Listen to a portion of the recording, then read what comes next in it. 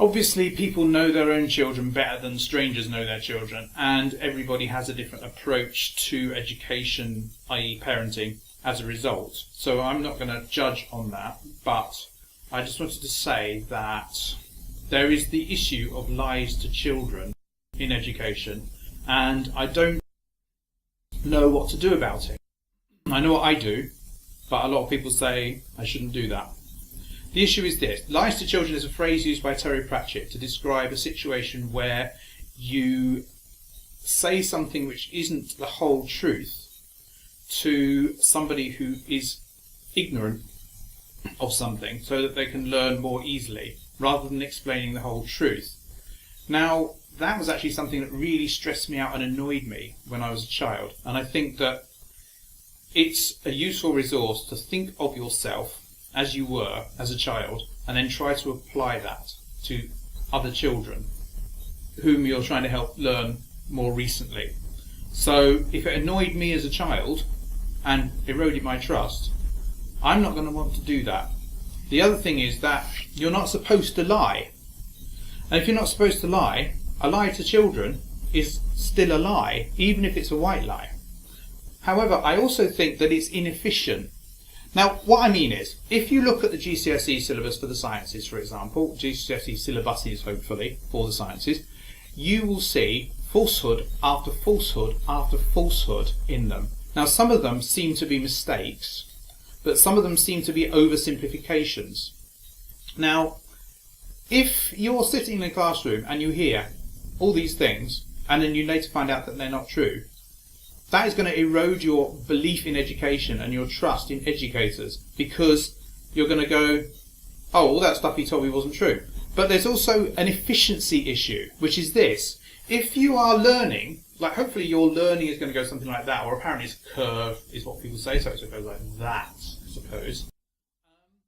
But if you're learning falsehoods and then you then have to unlearn them, what you're doing is you're doing a sort of zigzag. You're going, learn, oh no, that was wrong. Learn, oh no, that was wrong. Learn, oh no, that was wrong. And so on. And notice, it's down here after the same amount of time. If you just learned the falsehoods, if you learned the truth, it would have been up there. Like that. So you're not really getting very far in the same period of time, because you're constantly having to unlearn it, forget your preconceptions, or not your preconceptions actually, your reconceptions, the conceptions that somebody has instilled in your mind that turned out to be wrong. Like the thing about hydronium ions not being mentioned and hydrogen ions being mentioned in aqueous solutions with acids, and also the thing about you can't generalise an aqueous theory of acids easily to a more general theory. So there I was, for example, you can imagine me sitting in a chemistry class thinking, well, what about liquid ammonia? What about sulfuric acid? What about all the other solvents that these substances might be in? Why are we talking about water? Because we live on a planet where there's liquid water. So what? There's the whole universe out there. And that is very distracting.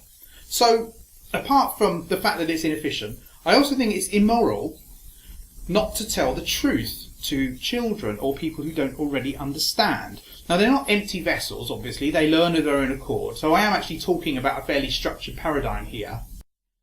And I realise there are other ways of doing it, and we have done those other ways.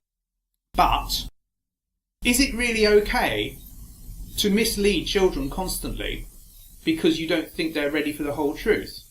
I mean, this goes further than Santa Claus. This is actually about efficiency, and it's also about morality. Because basically, if you're going to do that and you're going to do the GCSE stuff, you're just basically lying to children all the time, and that's not okay. So tell me what you think. If you don't like this video, tell me, and thanks for the people that have told me about videos that they don't like. That's brilliant.